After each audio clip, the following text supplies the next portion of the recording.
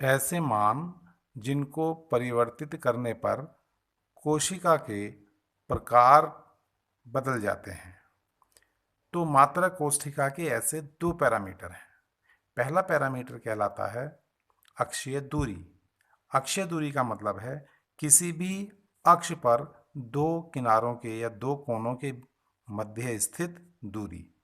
जैसे अगर किसी मात्रक कोशिका की एक्स अक्ष है तो एक्स अक्ष पर इस कोने के और इस कोने के बीच की दूरी इसकी अक्षीय दूरी कहलाएगी। इसको हम ए से दर्शा रहे हैं। इसी प्रकार अगर ये बाई अक्ष है तो बाई अक्ष पर दोनों कोनों के बीच की दूरी ये सी से दर्शा रहे हैं और जेड अक्ष पर हम इसे बी से दर्शा रहे हैं। तो इस प्रकार किसी भी एकक कोष्ठिका में तीन तरह की अक्षीय दूरियां होंगी। इन्हें हम ABC से प्रदर्शित करेंगे। दूसरे प्रकार का जो पैरामीटर है उसे हम कहते हैं अक्षीय कोण और इसे अल्फा, बीटा और गामा से प्रदर्शित करेंगे। अक्षीय कोण का मतलब है दो अक्षों के या दो अक्षीय दूरियों के बीच का कोण। जैसे इस ए एक्सिस और सी अक्ष, इन दोनों के बीच का कोण ये बीटा से प्रदर्शित कर रहे हैं। सी और बी के बीच का कोण अल्फा और ए और बी का बीच का कोण गामा है। इसमें ये विशेष ध्यान रखेंगे कि जब भी हम ये चित्र बनाएंगे या कोण प्रदर्शित करेंगे तो हमेशा बी और सी के बीच का अल्फा, ए और सी के बीच का बीटा और ए और बी के बीच का गामा रखते हैं। एक्सिस को किसी को भी हम ए, बी या सी से प्रदर्शित कर सकते हैं। चाहे हम ए को सी लिख दें, सी को बी लिख दें, इसको ए लिख दें, लेकिन बीच का एंगल हमेशा बी और सी के बीच का ही अल्फा, ए और बी के बीच का गामा और ए और सी के बीच का बीटा होता है। अब मैं इसको आपको इसका एक जीवंत उदाहरण देता हूँ। आप लोगों ने खेल में अक्सर ये क्यूब देखा होगा। आप ये समझिए कि कोई भी घनीय कोष्ठिका इस क्यूब के इस छोटे से क्यूब को, पूरे क्यूब के इस छोटे से एक भाग को, इस क्यूब को प्रदर्शित कर रही है। ये कोई घनीय कोष्ठिका है। ये पूरा हमारा एक क्रिस्टल तंत्र है जिसे हम घनीय क्रिस्टल तंत्र मान रहे हैं। बहुत सारी कोष्ठिकाओं से मिलकर ये बना हुआ है। अब इस घनीय तंत्र के एक किसी कोने को आप पकड़ लीजिए। मान लीजिए हमने इसको पकड़ लिया। ये कोना तीन लाइनों से, इनसे तीन अक्षों से मिलकर बना हुआ है। एक अक्ष को हम कहेंगे एक्स, दूसरी को कहेंगे वाई और तीसरी को कहेंगे जेड। ये हो गया पहला पैरामीटर जिसे हम कहते हैं अक्षीय दूरी।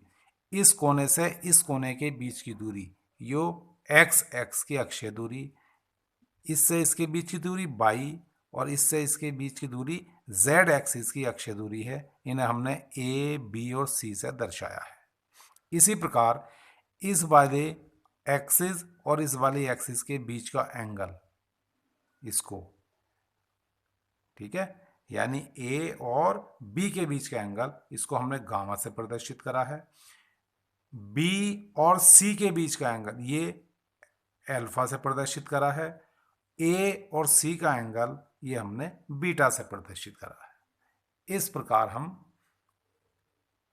एकक कोष्ठिका को इससे ठीक से समझ गए होंगे। अब आते हैं हम अपने अगले टॉपिक पर। अगला टॉपिक है हमारा क्रिस्टल तंत्र। तो जैसा मैंने बताया कि हमारे पास किसी भी एकक कोष्ठिका के दो पैरामीटर थे, एक तो ए बी सी अक्षीय दूरी और एक अल्फा बीटा गामा अक्षीय कोण। अगर हम इनको अलग अलग माने तो ये 6 पैरामीटर हो गए, 3 अक्षीय दूरी से और 3 एंगल से। इन्हीं पैरामीटर्स को परिवर्तित करके या इन्हीं पैरामीटर के आधार पर जो क्रिस्टल है वो 7 प्रकार के होते हैं और इन 7 प्रकार के क्रिस्टलों के समूह को हम क्रिस्टल समूह या क्रिस्टल तंत्र कहते हैं। अब हम एक एक करके इन क्रिस्टल तंत्रों के बारे में जानकारी हासिल करेंगे। जैसे पहला है क्यूबिक या घनीय।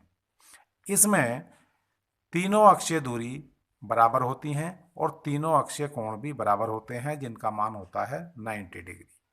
उदाहरण इसका NaCl और KCl है। दूसरा है क्रिस्टल तंत्र जिसका नाम है चतुष्कोणीय या टेट्रागोनल। इसमें ए और बी बराबर और सी बराबर नहीं होती है, लेकिन एंगल तीनों 90 डिग्री के। Example SnO2 TiO2। तीसरा है विषम लंबाक्ष या ऑर्थोरोम्बिक। इसमें तीनों में से कोई भी बराबर नहीं होता अक्षीय दूरियों में से, लेकिन अक्षीय कोण तीनों 90 डिग्री के होते हैं। इसका एग्जाम्पल PbCO3 या रोम्बिक सल्फर, दो उदाहरण।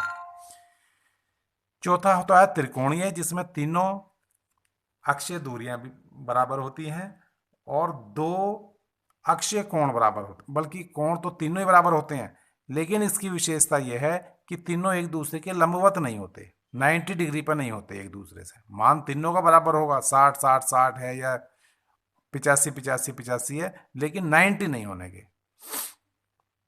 उदाहरण HGS और क्वार्ट्ज।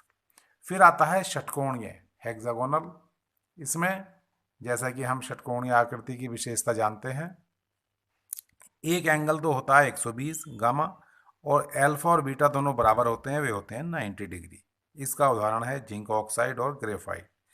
मोनोक्लिनिक, कोई सी भी बराबर नहीं होती है एक्सिस। एंगल अल्फा और बीटा तो 90, अल्फा और गामा तो 90, लेकिन बीटा 90 नहीं होता है। इसका उदाहरण है जिप्सम और मोनोक्लिनिक सल्फर। फिर ट्राइक्लिनिक में ना तो एक्सिस बराबर हैं ना एंगल बराबर हैं, और इसका उदाहरण है पोटेशियम क्रोमेट और कॉपर सल्फेट, पेंटाहाइड्रेट या नीला थोथा। मोस्टली इसमें जो क्वेश्चन पूछा जाता है वो या तो अक्षीय दूरी या कोई सा एक पैरामीटर, इन ये दोनों पैरामीटर दे देंगे और क्रिस्टल तंत्र का नाम पूछ लिया जाता है कि ऐसे क्रिस्टल तंत्र का नाम बताओ जिसकी तीनों अक्षीय दूरियां और अक्षीय कोण समान होते हैं, या ऐसे किसी क्रिस्टल तंत्र का नाम बताओ जिसमें कुछ भी समान नहीं होता। इस तरह से प्रश्न पूछ लिए जाते हैं। अब तक ज़्यादातर घन और ट्राइक्लिनिक इन दोनों पर आए हैं, और इसमें आया है कि सबसे सममित क्रिस्टल तंत्र कौन सा है। इसलिए आप नीचे नोट डाल के लिख भी लेंगे कि उपरोक्त क्रिस्टल तंत्रों में से घनीय क्रिस्टल तंत्र सबसे सममित होता है, सबसे सिमेट्रिक होता है, क्योंकि उसमें अक्षीय दूरी और एंगल दोनों तरह के या 6 के 6 पैरामीटर सममित होते हैं, समान होते हैं। इसी तरह सबसे ज़्यादा असममित जो क्रिस्टल तंत्र है वो होता है ट्राइक्लिनिक। इसमें ना तो अक्षीय दूरी समान होती है ना ही अक्षीय कोण समान होता है, इसलिए ये दो ज़्यादा इंपॉर्टेंट हैं। अब हम थोड़ा और आगे बढ़ते हैं। इन 7 क्रिस्टल तंत्रों से हम कितने प्रकार की यूनिट सेल बना सकते हैं। हम जानते हैं कि यूनिट सेल 4 प्रकार की हैं, जैसा कि मैंने शुरू में बताया था।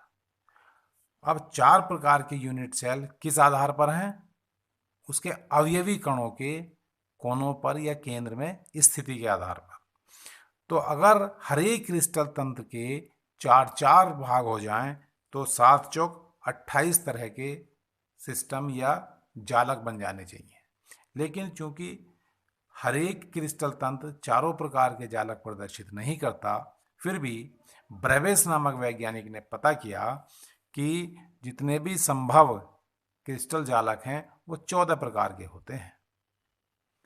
अब इस क्रिस्टल जालक से हमारा ज़्यादा सरोकार नहीं है, लेकिन हमें इतना पता होना चाहिए कि कौन से वाले क्रिस्टल तंत्र में कितने क्रिस्टल जालक हैं, या ये 14 क्रिस्टल जालक किस किस के सहयोग से बने। तो इसके लिए केवल एक संख्या याद रखेंगे, 324 11 21, और 324 11 21 की सहायता से हम क्रिस्टल तंत्रों में अपने लैटिस जालक या लैटिस क्रिस्टल का पता लगा सकते हैं। 324 11 21 का मतलब है कि जो पहला क्रिस्टल तंत्र है उसमें 3 प्रकार के जालक बनते हैं, या उसमें 3 प्रकार की कोशिकाएं देखने को मिलती हैं। कौन कौन सी? प्रिमिटिव, BCC और FCC। चतुष्कोणीय में 2, प्रिमिटिव और BCC। विषम लंबाक्ष या ऑर्थोरोम्बिक तीसरे वाले क्रिस्टल तंत्र में 4 देखने को मिलती हैं और चारों होंगी ये आद्य प्रिमिटिव भी, बीसीसी भी, एफसीसी भी और ईसीसी अंत्य केंद्रित भी। जबकि त्रिकोणीय और षटकोणीय में केवल प्रिमिटिव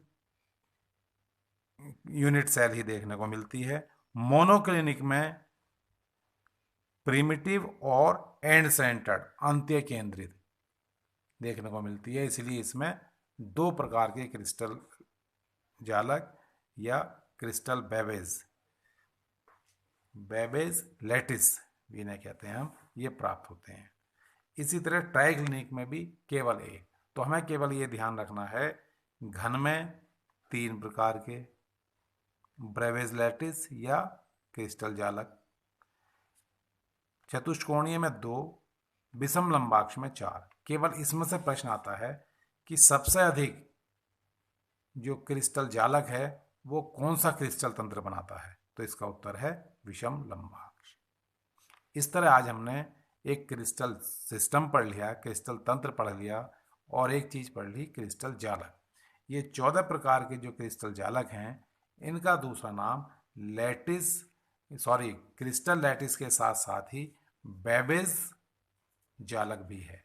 ब्रेबेज जालक या ब्रेबेज लैटिस, इन्हीं 14 क्रिस्टल तंत्रों को या क्रिस्टल सिस्टम को नाम दिया गया है।